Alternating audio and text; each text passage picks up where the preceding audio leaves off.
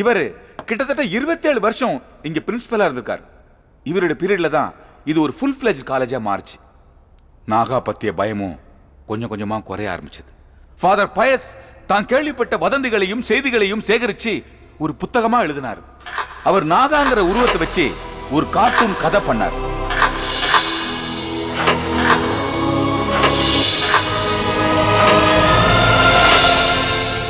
அதுல நாகாவை ஒரு positive character ஆக்கி தப்பு பண்றவங்களையும் சாராயம் காய்ச்சறவங்களையும் பெண்களை கொடுமைப்படுத்துறவங்களையும் அது விதவிதமா கொல்றதா அந்த கதையில சொல்லியிருந்தார்.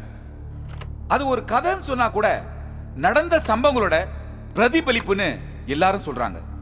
அதுக்கப்புறமா ஃபாதர் பயஸ் அந்த புத்தகத்தை முடிக்காமையே இறந்து போயிட்டார்.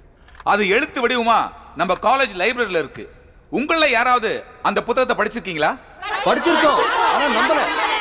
ஏன் நம்பல சார்? அது வெறும் கற்பனை கதை சார். அப்போ நாகாவை நீங்க நம்பல? நிச்சயமா இல்லைங்கோ.